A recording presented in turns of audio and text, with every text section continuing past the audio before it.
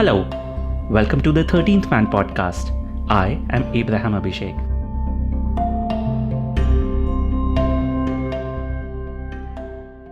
If you know anything about cricket or Netherlands, or cricket in the Netherlands, you know that it is among the least popular sports here. If at a party you start talking about cricket, the sport, it is met with the sound of crickets, the insects. Serious, dedicated members of cricket clubs tell me that no more than 6,000 people follow the sport in this country, which is otherwise quite a sport-loving nation. But small as it might be, this fan base is quite a dedicated one. Dutch men and women who join cricket clubs or turn up at domestic competition matches, they're really into the sport and go to great lengths to watch it, to play it. I've been to a few matches here, been to events organized by cricket clubs and the National Cricket Board. These are typically small gatherings, but the people who do turn up, they come across as really passionate about the sport, very knowledgeable. There seems to be a strong sense of community as well.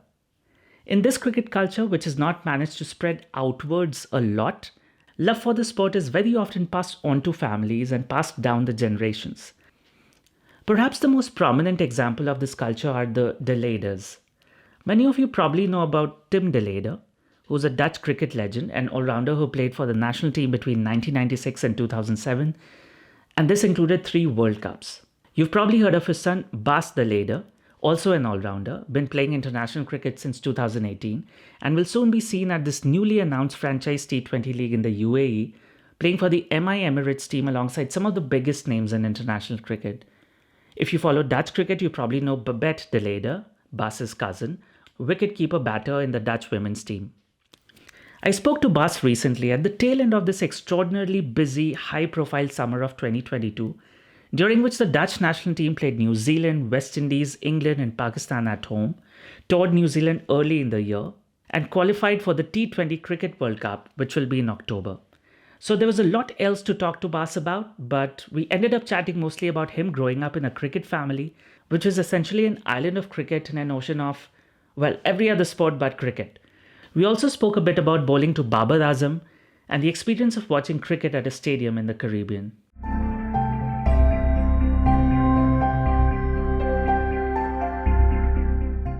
So Bas, you're Bas de Leede. Your father, Tim De Leede, is a Dutch cricket legend, obviously, also played for the national cricket team. Your cousin, Babette De Leede, plays for the women's national team. Is there any De Leede, anyone in your family that has not played cricket? All my 4 sisters don't play cricket. Those are probably the only ones that I can think of. But yeah, other than that, all my dad's brothers have played. He's got 3 other brothers. They've all played, and my little brother plays, and it's my 4 sisters that don't play. So there is a couple, but yeah, most of them do play. What could have possibly happened? What sequence of events could lead to a Dutch family that lives in the Netherlands to get so much into cricket that 2 successive generations end up representing the country at the World Cup? It's weird. I don't know. It's a long story, I guess. My granddad went to study in England. He studied English language, and came back. Started dating my grandma, who was involved in Excelsior 20, the cricket club in Schiedam. And then he started taking up cricket as well. And then from Schiedam, started Excelsior, moved to Leidschendam, and then started playing at VCC. Brought his kids. Obviously, my dad was one of them. And then my dad brought me back to VCC, and that's how we all got involved. And I guess, when I was younger, I got a lot of coaching from my dad. So I guess that's partly of why I am where I am now. So yeah. For the benefit of everyone who might not be familiar with the Netherlands, all these places are close to Rotterdam, right? Yeah. So Schiedam is next to Rotterdam. It's where we're actually playing Pakistan now. And then Leidschendam Voorburg is more towards The Hague, but like in between The Hague and Rotterdam. What was it like growing up as a kid from a cricket family in a country that's really not into cricket? Were you the only kid in the class or in your friend circle who knew about cricket, played cricket, or thought about cricket? Or did you also have friends who did? Not at the start, no. I started off being the only one. but I got my best friend to come along to training a couple of times, and he enjoyed it. He has a twin brother who also started playing, and then one of my other mates also wanted to come and try out because obviously the football season's in the winter and then cricket's in the summer, so it combines perfectly. And yeah, because we were playing in the same football team, I brought him along to cricket, and because my dad was always there, we always had a ride to training or a ride to the game. So I did manage to bring a couple along, but yeah, it was pretty much me and the two other guys just knowing about cricket, and the rest of the class didn't even know what cricket was. So it was kind of special, but also a little bit weird, obviously. And do you have memories of having to constantly explain to people, be it your classmates, your friends, or I don't know, your distant relatives, what cricket is, and them being constantly amused by the fact that you were so much into it? I'm not a player, but I'm constantly doing that with my friends just as a fan. Yeah, so obviously I've been in a lot of situations where I had to do that, and I guess my close mates now all understand what cricket is, and they've seen me and they've come to watch the games against England, for example. Um, but yeah, I can't remember a conversation with a new person or a group of persons where I didn't have to explain what cricket was. So I'm kind of I wouldn't say an expert, but I'm very good at explaining cricket inside of a minute or two and trying to keep it as simple as possible. Fantastic. What's your first memory of cricket? And I really mean the first time that you perceived the game or experienced the game. Well, my dad played for the VCC Voorburg for a long time, and he always took me with. And then next to that, there was times in the garden where me and my dad would play, and he'd lob balls to me underarm, and I tried to smash him out of the garden. And I think that's my first memory of actually, well, firstly experiencing my dad play and seeing him play, and then actually playing it myself in the garden, trying to whack him out. And when I got bigger and bigger, it started getting closer and closer, and I eventually got one to go out. So that was probably, yeah, one of the first memories or experiences of cricket that I can remember. And when did you first decide that you were going to take up cricket as a sport seriously, as a career? Well, I've always played football in the winter and then cricket in the summer, up until I was 15.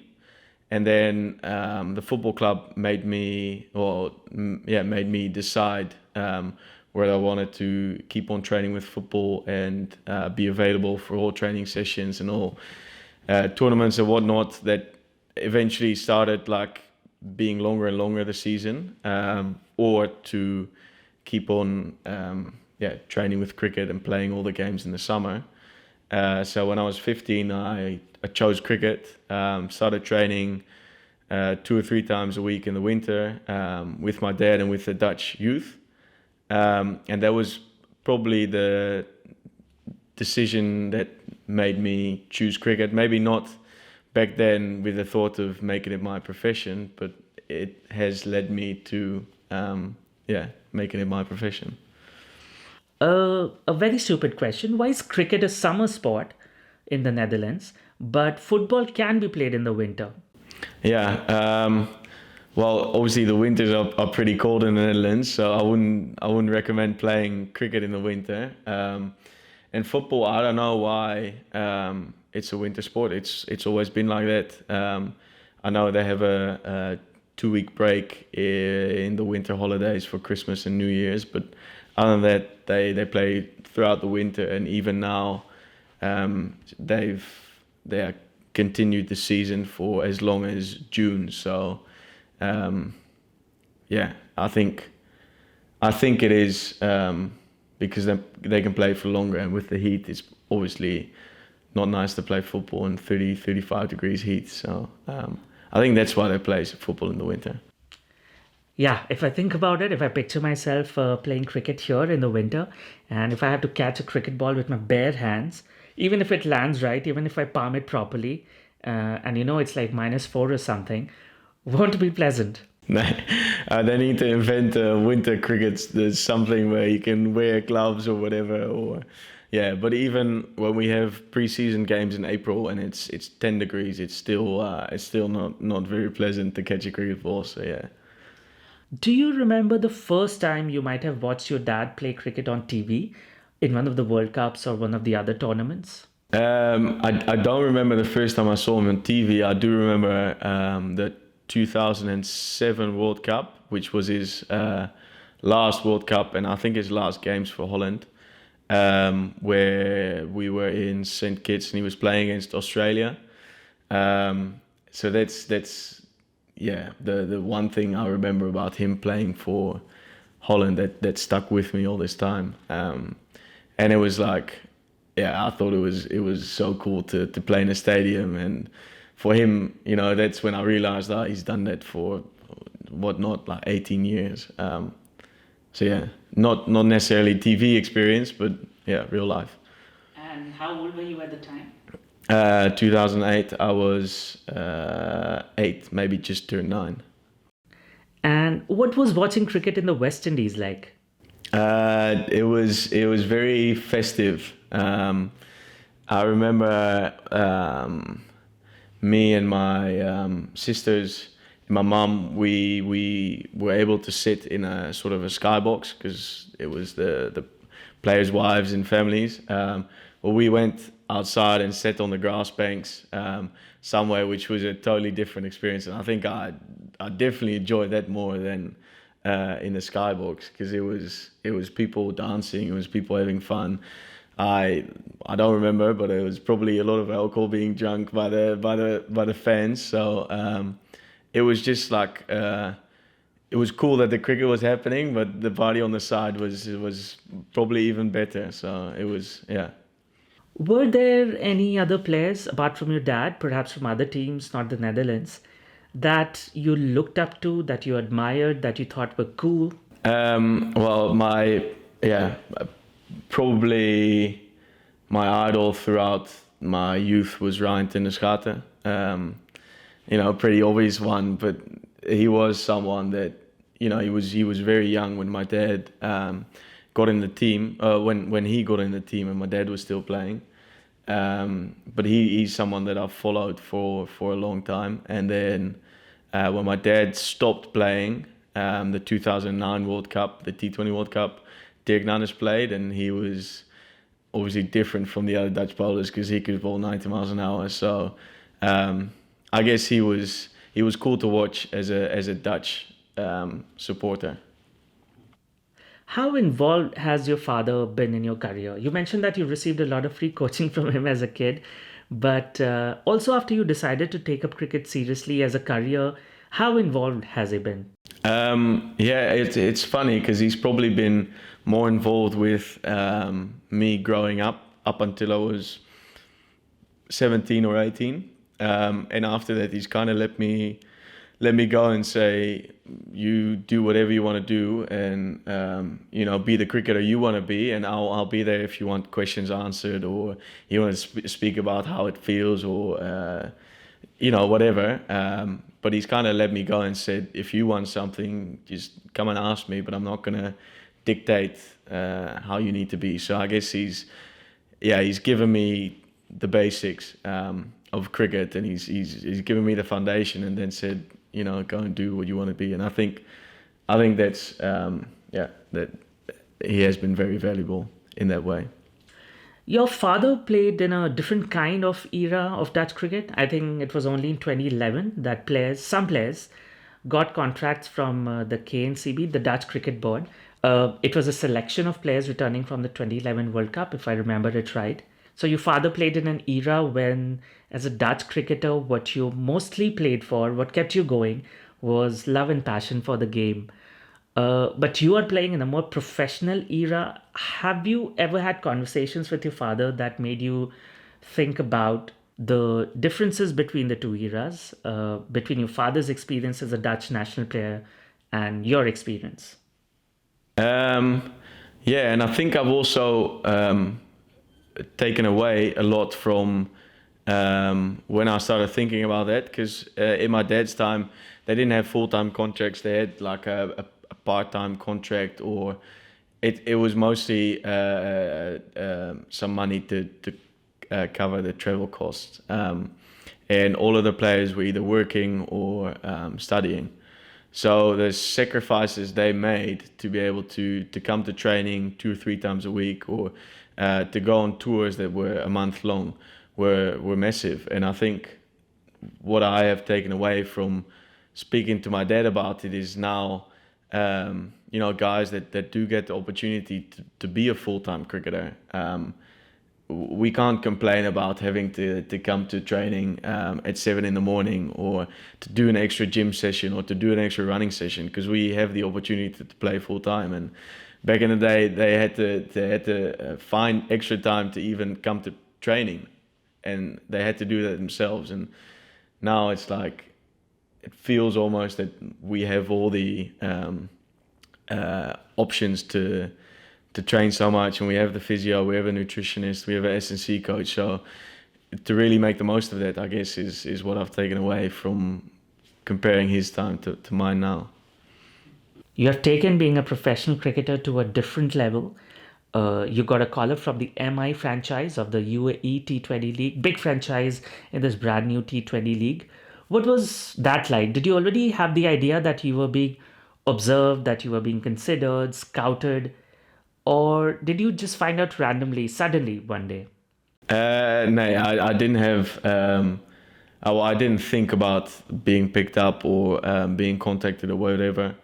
Obviously knew that I put in some performances over the summer, and I was happy to showcase my stuff at the T20 World. Or I was looking forward to doing that, and that was my main focus. And then my manager called up and said, just before the New Zealand series, he said I might have something with a team from the UAE.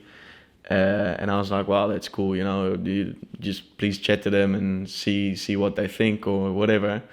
And then in between the first and the second game, he called me up and said, yeah, they've offered you a contract. Are you happy to sign? And I was like, yes, I'm happy to sign. And he said, we spoke about the money, and he was like, yeah, I'm gonna try and bargain a little bit, or whatever. I don't know what you call it. He says, are you happy with me doing it? I said, well, I'd even sign for free, so please don't tell him that, but I'm happy with any chance I'll get. So yeah, it was kind of out of the blue, not because it wasn't possible, but more because I didn't really think about it before the actual call came. Have you already started having discussions with the team management about the role you're going to play in the team, or is it too early for all that to start happening? Yeah, a little bit too early, I think. Yeah, for me personally as well, I want to really focus on the T20 World Cup first, and do my job for the Netherlands there. But I think with the squad we have, there's already so much experience and people that have played together already. So I think most of the roles will be pretty clear, and I think the guys will fit in nicely anyway. So. One thing I try to ask active players, contemporary players all the time when I meet them is, there are two distinct white ball formats now. What are the unique requirements, unique skill sets needed for the ODI format? And what are the unique requirements of the T20 format? Is there a difference between the two, or is it just that you play one for the shorter period of time compared to the other? No, there is a difference, I think. I don't think it's necessarily a difference in skill, because obviously ODI you have to be able to nail your length. You have to be able to bowl at the death, which in T20 you also have to do. And batting wise, you have to be able to accelerate and adjust to conditions and whatnot. But I think it's more a change in proactiveness. As a bowler, you're trying to be, in ODI cricket, you can be a bit more predictable and say, okay, let the batsman try and force something here. Whereas in a T20, they're going to come after you. So you're trying to be one step ahead of them instead of playing the game a bit more like in sync with the batsman.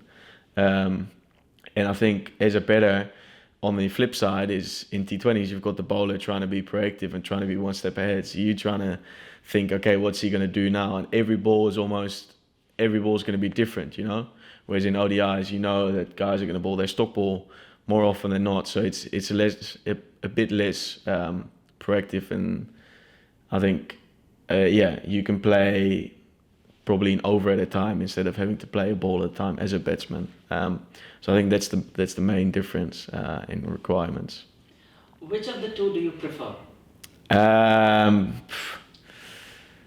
I think at the moment still ODI cricket, because in the Netherlands we don't play any multi-day format. So for us, this is ODI cricket is the longer format, as in you've got more time to showcase your skills. And as a bowler, you've got 10 overs. As a batsman, you can bat 300 balls. So I like it at the moment, but I think as I'll get older, I'll start liking T20 more because it's less stress on the body. Now, you don't have to start thinking about getting older. You're just 23. Yeah. So, Bas, we are in Schiedam right now. We are in the team hotel.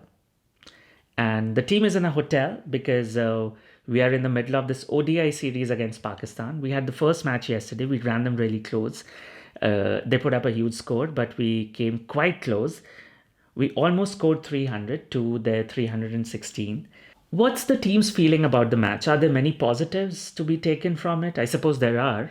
Yeah, there's many positives, and we've just had a team meeting actually, and I think for us the things to take away are small things, and that means that obviously there's a lot of positive things, but there's some small things where we think we can get an extra 3 or 4 runs, and if we've got 5 of those small things, that's an extra 15 runs, and that wins us the game pretty much. So I think going into tomorrow's match, if we continue what we did yesterday and add those small things, we've got a great chance of putting up a fight again. But the vibe around the team is good, and I think the boys are feeling good about their own games and about the game the kind of cricket we're playing at the moment. So yeah. What was facing the Pakistan attack like? And what was it like bowling to big names like Babar Azam and Fakhar Zaman? It was cool. I really enjoyed it. I think facing their attack, obviously, they've got quality pace attack with guys that all bowl 90 miles an hour, which is different from what any one of us has ever faced. And then they've got the spinners to back it up with Shadab and Mohammad Nawaz. So, there's never a moment where you can relax as a batter because you've always got either 90 miles an hour or a quality spinner coming at you, which is fun because it makes you stay in the game for longer. And then bowling to Baba and Fakhar was special in a way that we've obviously played against England this summer as well, and they've taken us down. So it was cool to see, what we've learned from that as a group, and to be able to do that against Pakistan, which has equally good batsmen in my view. To do that is I think shows a great learning as a bowling group, and that's very cool to see. So tomorrow is match day. The day before the match, the evening before the match, in between matches, what's the protocol? What's the team's directive for the players? Are you supposed to take it easy, chill, go to bed early, that sort of a thing? Or is it allowed? Is it okay to go out and do stuff? Actually, the sports staff is pretty chilled around that. There is a sort of a gym rehab session that we all have to do as a team, and then we've got some meetings. So the batters will meet individually, the bowlers will meet, and then we have a team meeting. But after that, and before that, you can go into town. You can have food wherever you like. There's no compulsory team dinners or anything. So it's pretty chilled, and I think I like it that way because you want to go and do your own thing before a game. Everyone's different, so whether that's sleeping at 9 o'clock or whether it's sleeping at 11, do whatever you makes you feel good, and that's going to help towards the team cause in the end. Fantastic. Sounds gezellig, as they would say in the Netherlands. Thanks a lot, Bas. Thanks for your time. Well bowled yesterday. Really liked your bowling, and Thanks. go well tomorrow. Thanks very much. Cheers.